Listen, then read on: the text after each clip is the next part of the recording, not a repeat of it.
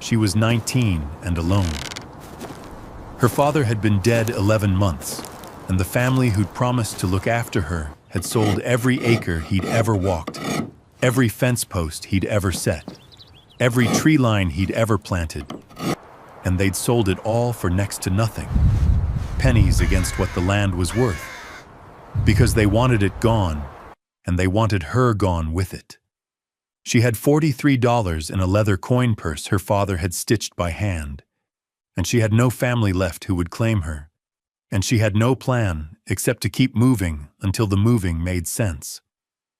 And with that $43, she bought the one plot of land in the entire valley that nobody wanted. A steep, tilted acre and a half on the north side of Harlan Ridge, with a collapsed root cellar and a cabin so far gone that the county assessor had crossed it off the tax rolls and written the word condemned in red pencil across the deed. But what nobody knew, not the assessor and not the county clerk and not the family who'd thrown her out, was that beneath the hearthstone of that cabin, her father had hidden something years before she was born, something he had always meant for her to find, and it would change every single thing about the life she thought she'd lost. If you haven't yet, subscribe now so you don't miss what happens next. Her name was Ilara Wynne, and she was born on the 4th of March in a 2-room house on the eastern slope of the Bitterroot Range. The only child of a man named Thomas Wynne and a woman named Catherine, who did not survive the birth. Thomas was 31 years old when he became both a father and a widower in the same hour, and the midwife who delivered Ilara said later that she had never seen a man hold a child the way Thomas held that girl. Not like something fragile, but like something he had been waiting for his entire life, and now finally understood. He was a woodworker by trade, a man who built furniture and repaired wagons and could look at a piece of timber and tell you what it wanted to become. He had come west from Pennsylvania at 22 with a set of hand tools that had belonged to his own father and a belief that if you worked carefully and honestly, the world would eventually make room for you. He built the house himself, every joint and beam, and he built the cradle Ilara slept in. And he built the small pine box they buried Catherine in on the hillside above the creek, where the wild columbine grew thick in June. Ilara grew up in sawdust and silence, and the particular warmth of a house where one person loves another without reservation. Thomas did not remarry. He did not send her away to be raised by relatives. He kept her with him in the shop from the time she could sit upright, and by the time she was 4, she knew the names of every tool on his bench: the draw knife and the spoke shave, the brace and bit, the coping saw, the number 4 smoothing plane with the rosewood handle that he kept sharper than any blade in the county.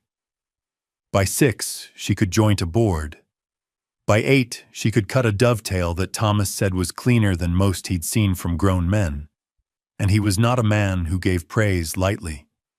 He taught her to read grain, to feel the difference between heartwood and sapwood with her fingertips, to understand that wood remembers the tree it came from and will always try to move back toward the shape it held when it was alive. He taught her to sharpen a chisel on an oilstone until the edge would shave the hair from her arm.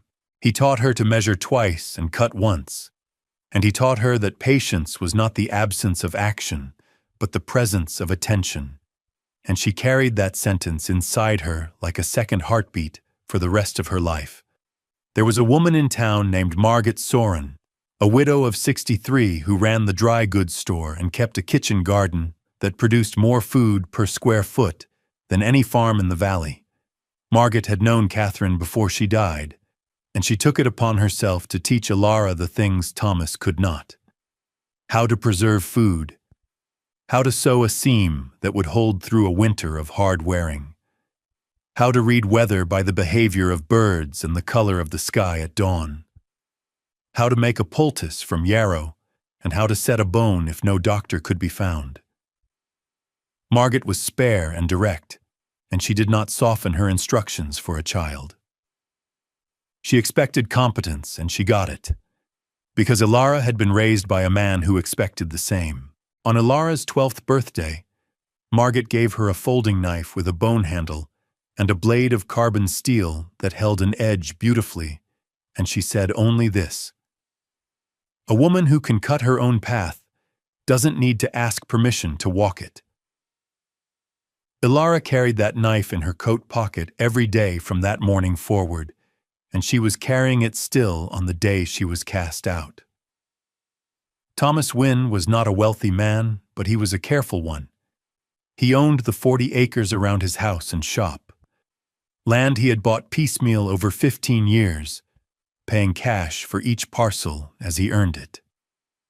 He also owned, and this was something Ilara did not learn until much later, a second piece of property on the far side of the valley, an acre and a half on the north face of Harlan Ridge that he had bought when he was 24, 2 years after arriving in the territory, for reasons he never explained to anyone.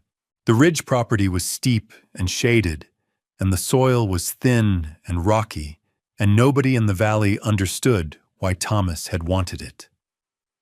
He had built a small cabin there in his first year of ownership, a single room with a stone hearth and a plank floor, and he had used it occasionally as a retreat, a place to go when the grief for Catherine became too heavy for the walls of the house they had shared.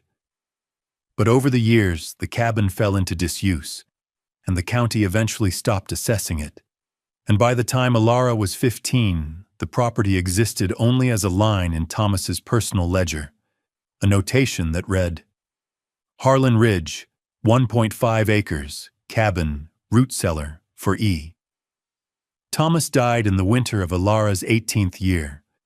He had been ill for months, a cough that deepened and thickened until it became something that lived in his chest, like a second creature. And he worked through it as long as he could because he was a man who believed that work was the answer to almost everything. Ilara nursed him through the final weeks, sleeping on the floor beside his bed, keeping the stove fed, reading to him from the Bible he kept on the shelf, though he was not a particularly religious man. He died on a Tuesday morning with the light coming in through the east window and his hand in hers, and the last thing he said to her was, "You know where everything is." She thought he meant the shop, the tools, the accounts. She did not yet understand that he meant something else entirely.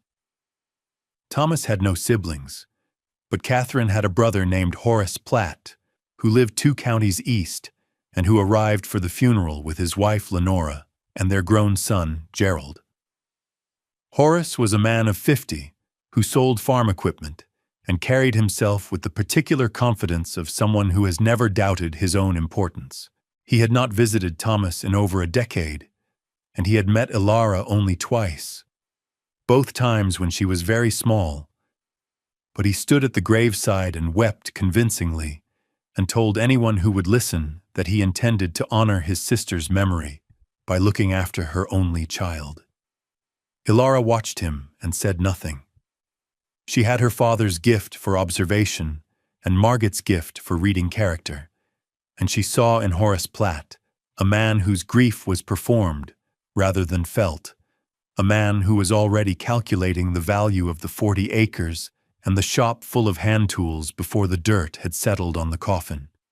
For 3 months, Horace was pleasant. He moved into the house with Lenora and Gerald, and he told Ilara she was welcome to stay as long as she liked, that this was her home and always would be. But within weeks he had begun selling Thomas's tools. The draw knife first, then the spokeshaves, then the chisels one by one, and finally the number 4 smoothing plane with the rosewood handle, which he sold to a man passing through town for $2.50. Ilara found the empty space on the bench where the plane had sat, and she stood there for a long time with her hand on the wood where the tool had rested, feeling the faint impression it had left in the surface, and she did not cry. But something inside her went very still and very cold. She asked Horace about the plane, and he told her it was his property now, that Thomas had left no will, that as Catherine's closest living relative, he was the rightful heir to everything, and that she should be grateful he was letting her sleep under a roof at all. The land went next. Horace sold the 40 acres to a cattle company for a price so low that the clerk at the land office asked him twice if he was certain. He sold the house and the shop separately to a man who wanted the lumber. He sold everything Thomas Wynne had spent 20 years building, and he did it in less than 6 weeks. And when it was done, he had a stack of bills that he counted each evening at the kitchen table while Alara sat in the next room and listened to the sound of paper against his fingers. She did not know about the Harlan Ridge property. Thomas had never mentioned it to her directly, and the personal ledger where he had written for E was in a drawer that Horace had emptied and burned on the second day. Not because he knew what was in it, but because he burned everything he considered clutter. The acre and a half on the north face of the ridge had been overlooked by Horace entirely. It was not listed in the county's active tax rolls. The cabin was condemned, and the property was worth so little that no one had thought to mention it. It sat there on the ridge, forgotten by everyone except the man who had built it and the land itself, waiting. The morning Alara was cast out was a Thursday in early April. She came downstairs to find her belongings packed into a canvas sack and set beside the front door. Lenora was in the kitchen and did not look up. Gerald was on the porch, whittling a stick with a knife that had belonged to Thomas.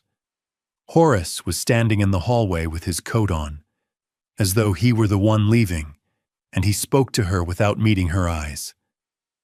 "We've made arrangements," he said. "There's a family in town, the Burdens, who need a kitchen girl. I've told them you'll come today." Alara looked at the sack on the floor. It contained her clothes, her father's Bible, the leather coin purse with $43 inside it, and the bone-handled knife Margaret had given her. It did not contain a single one of her father's tools, because there were no tools left to contain. She picked up the sack and put it over her shoulder, and she walked out the front door and down the steps and past Gerald on the porch, and she did not look back, and she did not speak, and she did not go to the Burdens' house because she was not a kitchen girl, and she was not anyone's arrangement. She was Thomas Wynne's daughter, and she knew how to build things, and she walked south out of town on the main road with the morning light on her left shoulder and the weight of everything she owned in the world pressing against her back. She did not go to Margaret because Margaret had died the previous autumn, quietly in her sleep, in the room above the dry goods store, and the store had been taken over by a nephew from Helena, who did not know Ilara's name. She did not go to any of the families in town because she had watched them watch Horace sell her father's life, and none of them had said a word. She walked south because south was the direction the road went, and because the morning was clear and the air was cold and clean and smelled of pine sap and snowmelt, and because walking was something she could do without anyone's permission. The road followed the valley floor for 6 miles before it began to climb. Ilara walked steadily, not fast, her boots finding the ruts where wagon wheels had packed the mud into something almost solid. The mountains rose on both sides, dark with timber, their upper ridges still white with the last of the winter snow. She could hear the creek running somewhere to her left, high and fast with melt, and she could hear the wind in the tops of the ponderosa pines, that particular sound that is not quite a whisper and not quite a roar, but something in between, something that sounds like the world breathing. A red-tailed hawk circled above the tree line, tilting on the thermals, and she stopped to watch it for a moment, because her father had taught her that you should always stop for a hawk, that a hawk in the air is a reminder that the world is larger than your trouble. By midday, she had climbed out of the lower valley and into the transitional country, where the ponderosas gave way to Douglas fir, and the soil turned darker, and the light filtered through the canopy in long diagonal shafts, that looked almost solid enough to touch. She ate a piece of dried bread from her sack and drank from a spring that came out of a mossy rock face beside the road. The water so cold, it made her teeth ache. She could see Harlan Ridge ahead of her now, a long, dark spine of rock and timber running east to west across the head of the valley. And something about the shape of it, the way it sat against the sky like the back of a sleeping animal, made her feel a thing she could not name, a pull that was not quite recognition and not quite memory, but something older than both. She reached the crossroads at the base of the ridge in the late afternoon. There was a general store there, a low building with a tin roof and a porch that sagged in the middle, and a man sitting on the porch in a cane-backed chair with a ledger open on his knee. His name was Asa Drummond, and he was 67 years old, and he had run the store for 31 years, and he knew every piece of property on every ridge and in every hollow within 20 miles. Ilara climbed the porch steps and asked if he knew of any land for sale. Anything at all. Anything a person could buy for less than $50. Asa looked at her for a long time.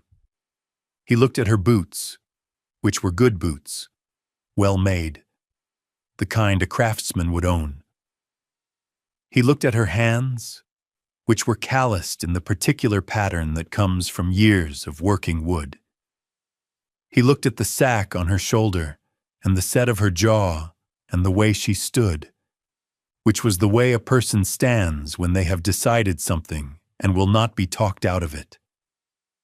"There's a condemned parcel on the north face," he said. "Acre and a half. Cabin's no good. Root cellars caved in on one side. County wants $40 for it just to clear the books. Nobody's wanted it in years." He paused. The man who built the cabin up there was a woodworker, name of Wynne. Ilara felt the ground shift beneath her feet, not physically, but in some deeper way, as though the world had just rearranged itself around a truth she had not known she was looking for. She said, "I'll take it." Asa studied her face. "You know the name?" "He was my father," Ilara said. And it was the first time she had spoken those words to anyone since Thomas died.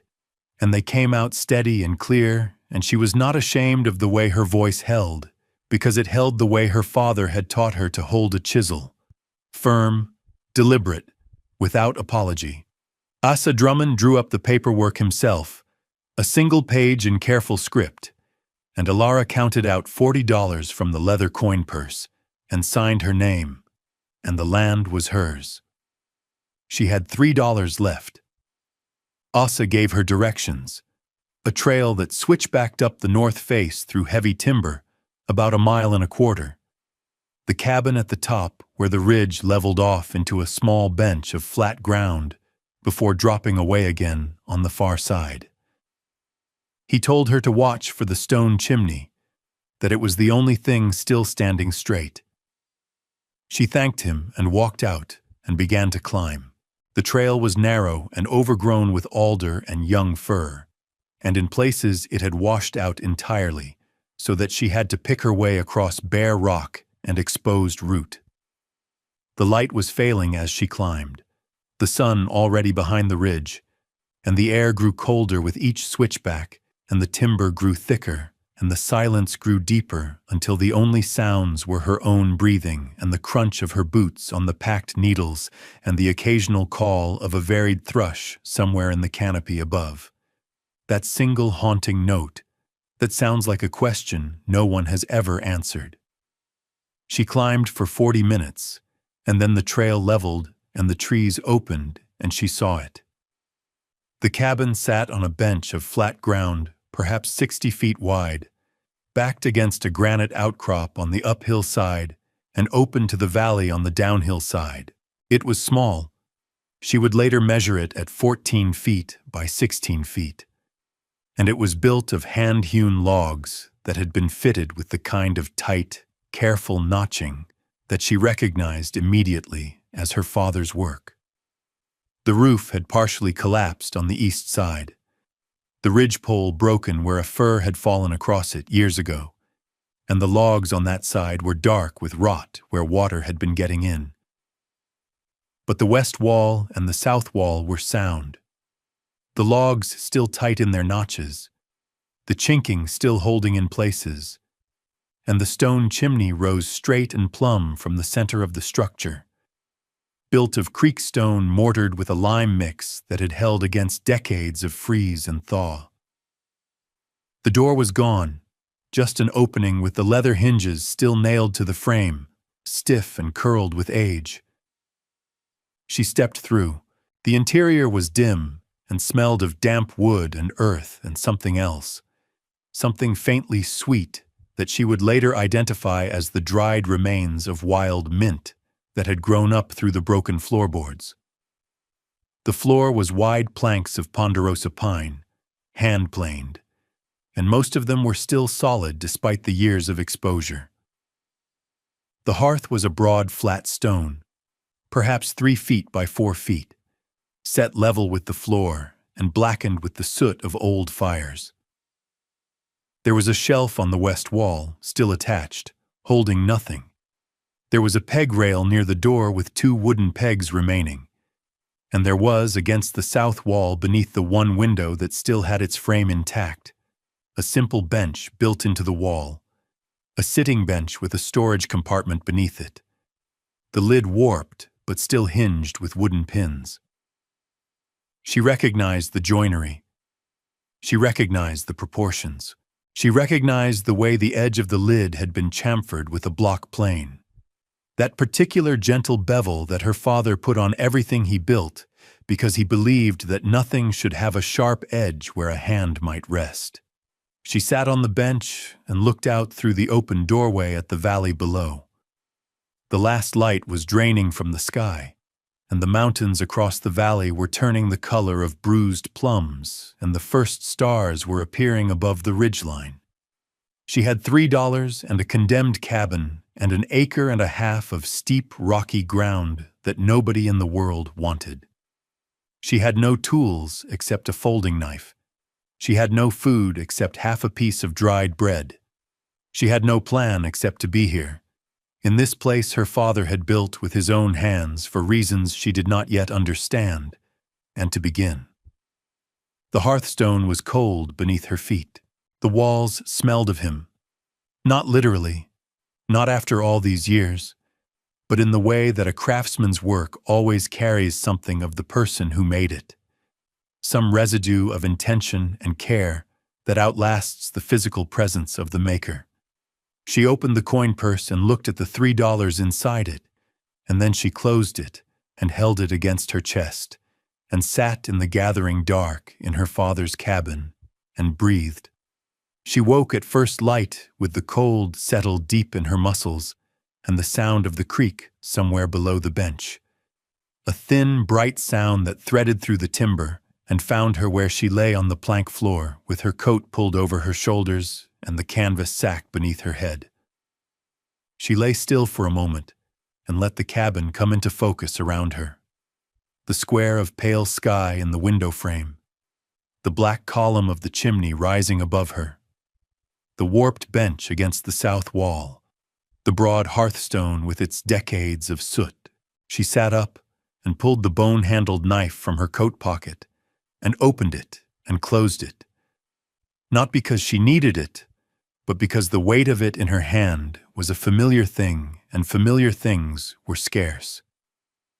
Then she stood and began to look at the cabin the way her father had taught her to look at any piece of work, not at what was wrong with it, but at what was still true. The west wall was true. The south wall was true. The chimney was true.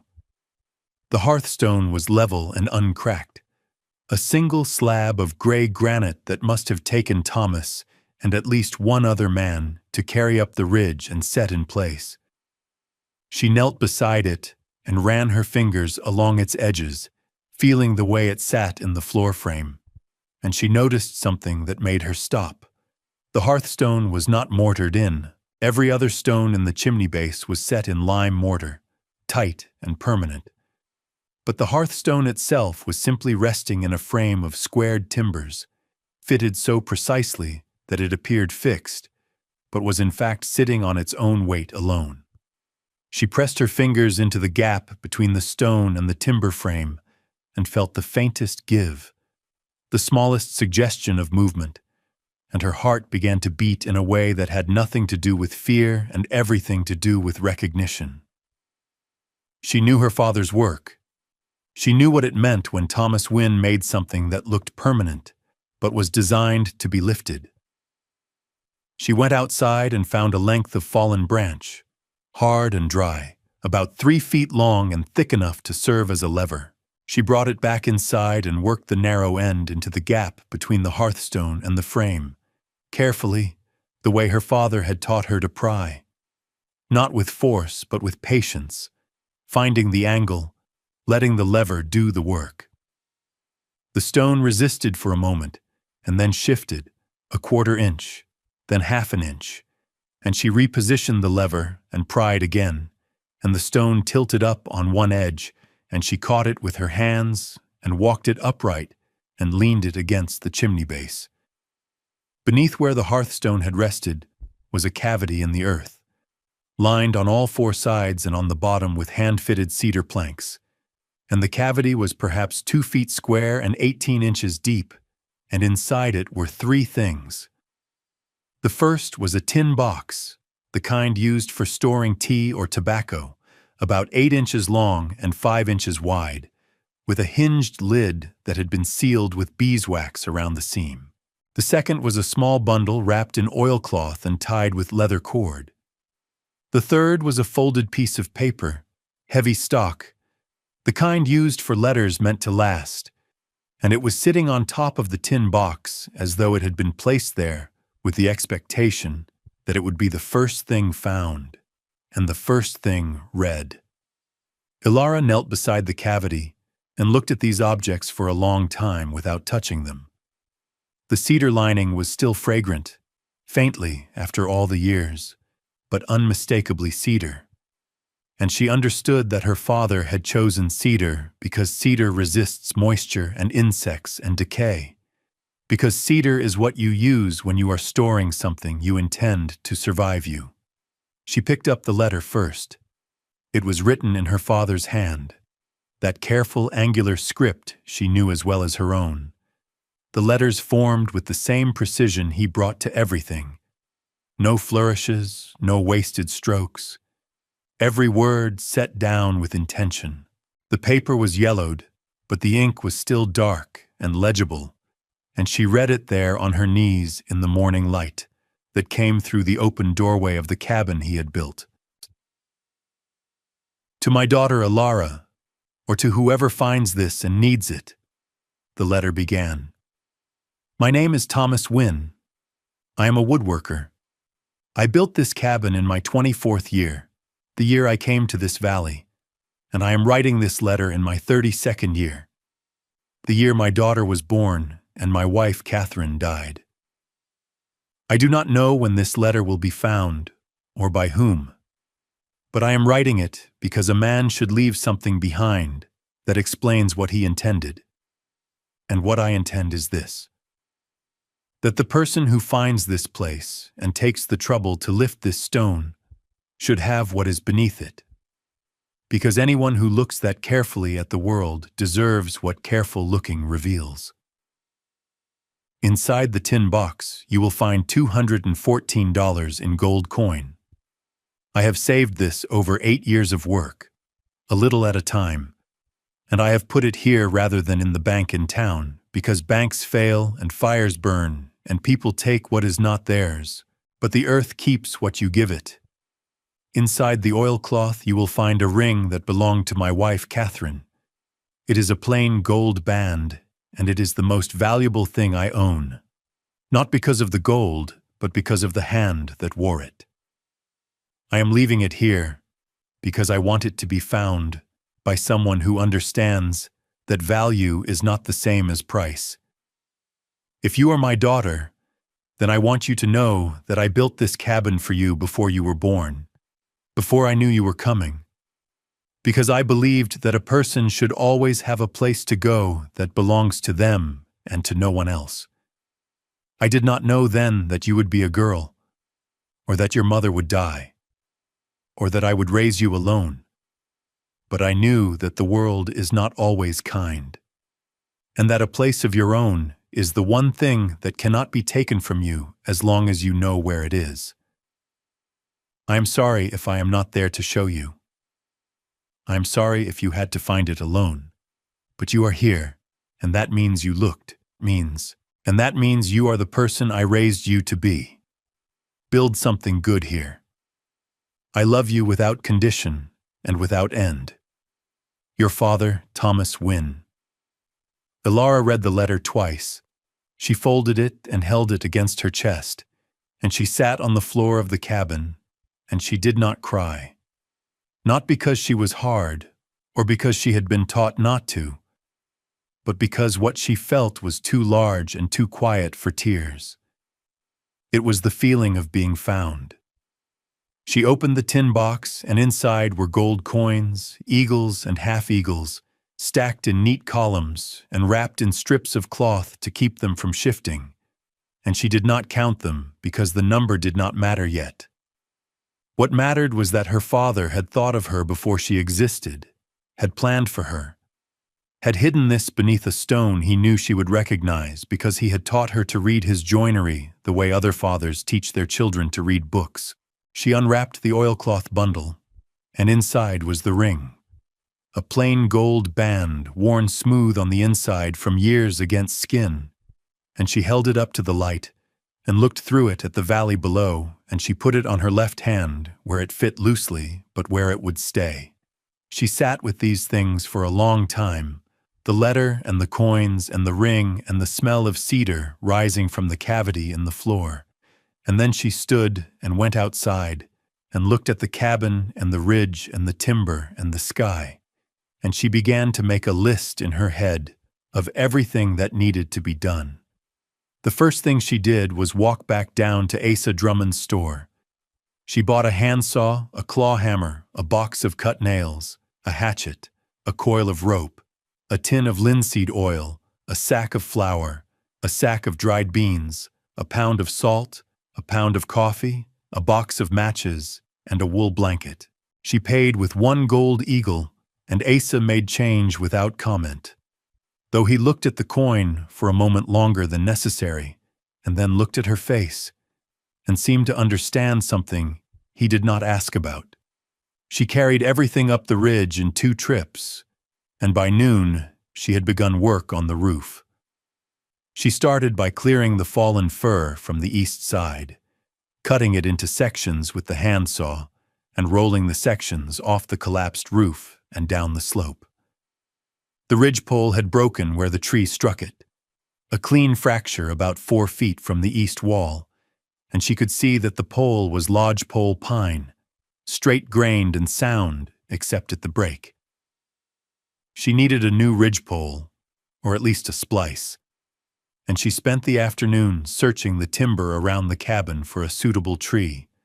Straight, dry, the right diameter, no twist. She found one standing dead about 200 yards upslope, a lodgepole that had died on its feet and seasoned in the wind, and she felled it with the hatchet. Working slowly, cutting a notch on the downhill side and then a back cut on the uphill side, the way Thomas had taught her when she was 11, and they had cleared timber together for a neighbor's barn. The tree came down clean, and she limbed it and measured it and cut it to length and dragged it to the cabin with the rope, one end over her shoulder, her boots digging into the slope, her breath coming hard in the thin air. It took her 4 days to repair the roof. She spliced the new ridgepole to the old one using a scarf joint secured with wooden pegs she carved from dry fir with her folding knife. And she set new rafters on the east side using poles she cut and peeled and notched into the wall logs. For the roof deck, she split shakes from a cedar log she found half buried in the duff behind the cabin, using the hatchet as a froe and a section of branch as a mallet, turning out rough shakes about 18 inches long and 6 inches wide, that she nailed in overlapping courses from eave to ridge. The work was slow, and her hands blistered, and the blisters broke and bled and hardened into calluses that would remain for the rest of her life. But the roof went on, course by course, and on the evening of the fourth day, she stood inside the cabin and looked up and saw no sky, only cedar, tight and overlapping, and she felt something settle in her chest that she recognized as the beginning of home. On the fifth day, a woman appeared on the trail. Her name was Ruth Cotter, and she was 44 years old, and she lived in a cabin 3/4 of a mile south along the ridge with her husband Boyd, who was a farrier, and their 2 half-grown sons. Ruth was carrying a pot of venison stew covered with a cloth, and she set it on the bench inside the door without ceremony and said, "Asa told us someone was up here working. Figured you could use something hot." She looked at the new roof and the fresh shakes and the swept floor, and she nodded once, the way a person nods when they see competence and do not need to comment on it. She left without asking questions and came back 2 days later with a loaf of bread and a jar of pickled beets and her husband Boyd, who looked at the chimney and said, "Mortar's good. Whoever built this new stone?" Ilara said, "My father." Boyd nodded and said nothing else for 20 minutes, and then he said, "I've got a number 4 plane I never use. Rosewood handle. You want it? It's yours." Ilara's hands went still, and she looked at him and she said, "Yes." And the word came out rough, and she turned away and went back to work on the chinking. Over the following weeks, others came. A man named Doss Everly, 51, a retired logger who lived down in the valley, brought a cross-cut saw and helped Ilara mill planks for replacing the rotted floorboards on the east side. He showed her how to set up a pit saw frame between 2 stumps, and they worked opposite ends of the blade for 2 full days, cutting boards from a windfall ponderosa, the sawdust falling between them in a golden curtain.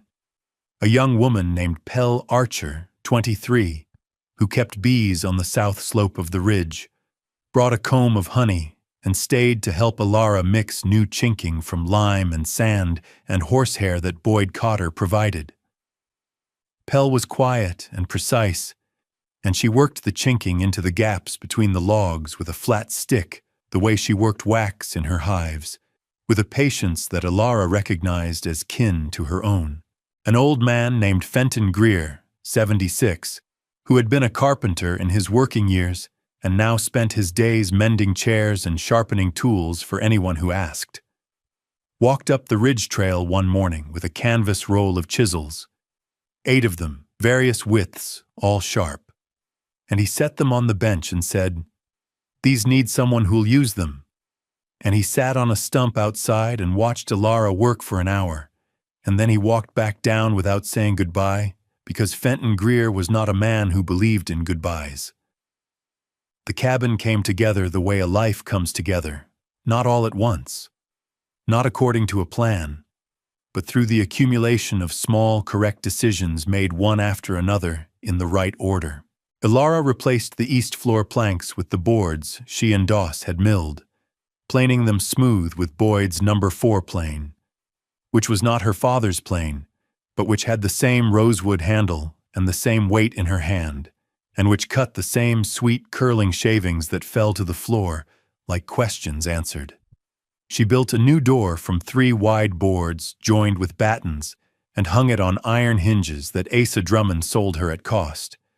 She rebuilt the bench against the south wall, keeping the original frame her father had made, but replacing the warped lid with a new one she cut and planed and chamfered with the same gentle bevel Thomas had used, because some things should be carried forward exactly as they were. She chinked every gap in every wall. She oiled every log with linseed until the wood darkened and glowed. She cleared the root cellar of its collapsed earth and shored it with new timbers and lined the shelves with cedar planks and filled it with the food she bought with her father's gold. sacks of flour and beans and rice, jars of preserved fruit that Ruth Cotter taught her to put up, crocks of sauerkraut, strings of dried venison. By midsummer, the cabin was whole. It was not large and it was not fine, but it was tight and warm and dry, and every joint in it was honest, and every surface had been touched by hands that cared about what they were making. Ilara planted a kitchen garden on the south-facing slope below the bench, turning the thin soil with a mattock Doss Everly lent her. Working in compost she made from kitchen scraps and forest duff, planting seeds that Pell Archer gave her from her own stock, beans and squash and turnips and herbs. She split firewood and stacked it against the north wall in cords so straight and tight that Fenton Greer, passing by one afternoon, stopped and looked at them and said, "Your father teach you that?" And she said, "Yes." And he said, "Good man," and kept walking. People began to know her name, not because she introduced herself or sought attention, but because she was there, on the ridge, working, and because the work was visible and the work was good. Ruth Cotter brought her into the rhythm of the ridge. The Saturday gatherings at the Cotters' cabin where the families shared food and news. The trading of labor that was the economy of the place. The unspoken understanding that you helped your neighbors not because you expected help in return, but because helping was what made you a neighbor. Ilara repaired a chair for Isa Drummond, rebuilt a window frame for Pell Archer, sharpened tools for Fenton Greer when his hands grew too stiff to hold the stone steady. She was quiet, and she worked hard, and she did not tell her story to anyone because she did not need to. The story was in the cabin, in the garden, in the wood shavings that curled from the plain, in the way she stood on the ridge in the evening light and looked out at the valley with the expression of a person who has arrived somewhere they intend to stay. On an evening in late August, with the garden producing and the root cellar full and the chimney drawing clean and the new door swinging true on its iron hinges, Ilara sat on the bench her father had built, and she had rebuilt, and she looked out through the window at the valley below. The light was amber, and the mountains were turning violet, and the creek was a silver thread in the dark timber, and the hawk was circling, the same hawk or its descendant, tilting on the thermals above the tree line. On the bench beside her were two objects: the bone-handled knife Margaret Soren had given her on her 12th birthday, and the plain gold ring that had belonged to her mother Catherine, found beneath a hearthstone her father had set with his own hands 20 years before. Two objects from two people who had loved her, one who had known her and one who had died before knowing her, both left behind so that she would carry something of them forward into whatever life she built. She thought about Thomas, about the letter, about the sentence that had stayed with her since the morning she read it on her knees in the doorway. Anyone who looks that carefully at the world deserves what careful looking reveals. She thought about Horace Platt, who had sold 40 acres and a lifetime of tools for a fraction of their worth, because he could not see what they were worth, because he measured value only in what could be counted and carried away. She thought about the acre and a half on the north face of Harlan Ridge that nobody had wanted, the steep rocky ground, the condemned cabin, the collapsed root cellar, the property the county assessor had crossed off the books. And she understood now why her father had bought it, and why he had built here, and why he had hidden what he'd hidden.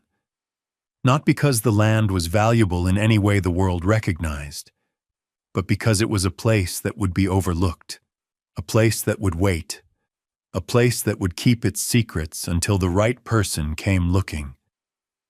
He had known her before she was born. He had known that she would be the kind of person who looked carefully. He had built this place the way he built everything, with patience, with precision, with love that did not announce itself but simply held. Ilara Wynne was 19 years old. She had been cast out of her father's house with $43 and a canvas sack, and no family who would claim her. She had walked south on a spring morning with nothing but the clothes on her back and a knife in her pocket, and the memory of a man who had taught her that patience was not the absence of action, but the presence of attention. She had spent $40 on an acre and a half of land that nobody wanted, a condemned cabin on a ridge that the county had forgotten. And beneath the hearthstone of that cabin, she had found $214 in gold. A letter written in her father's hand, and her mother's wedding ring. She had rebuilt the cabin with her own hands, and the help of people who became her neighbors, and then became her community, and then became something that did not have a name, but that felt, when she sat among them on Saturday evenings with the fire going, and the coffee hot, and the conversation low and easy, like the thing she had been walking toward her whole life. It was the best $40 she ever spent.